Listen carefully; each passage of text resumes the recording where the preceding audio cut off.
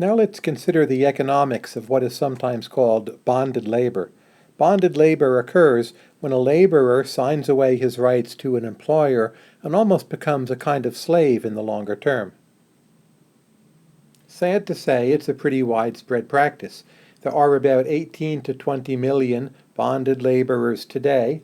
Well over 80% of them are in South Asia, and in South Asia this represents more than 1% of the population.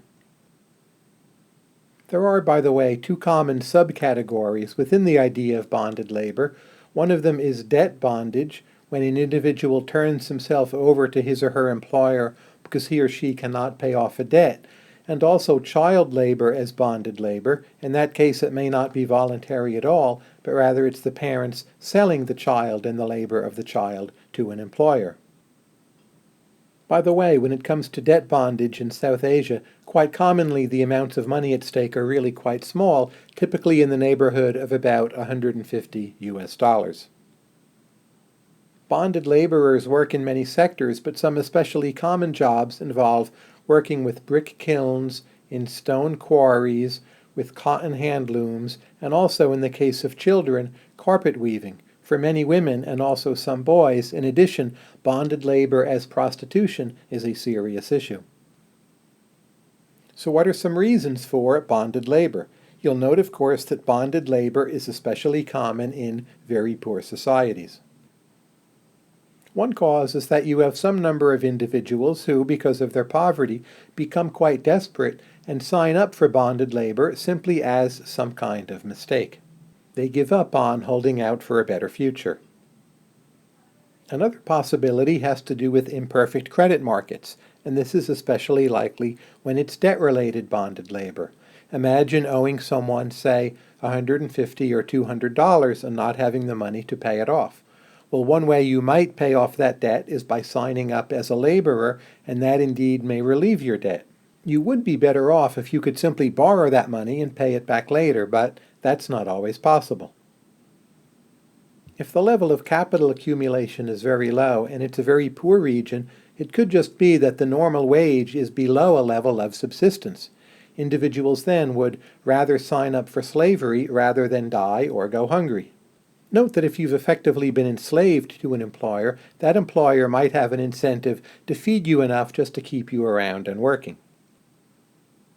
Finally, bonded labor may represent a form of insurance or wage smoothing.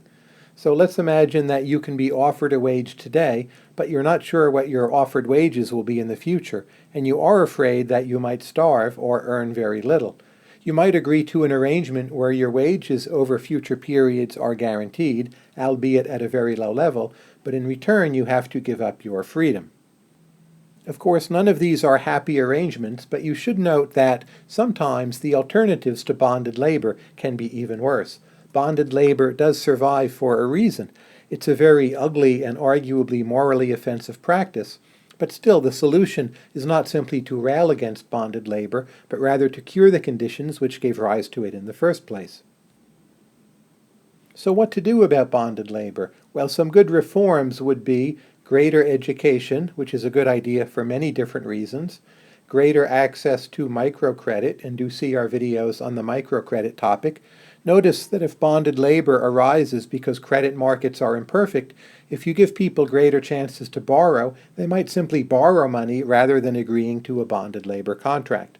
Finally, there's land reform. The people who sign up for bonded labor very often do not have access to land.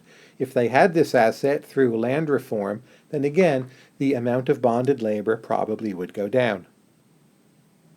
Another possible solution is to have tougher restrictions on bonded labor and stronger laws against bonded labor. But note that in an economic perspective, this isn't always going to work. You'll notice that India has numerous laws and restrictions on bonded labor, dating from at least the 1970s, but still bonded labor continues in India.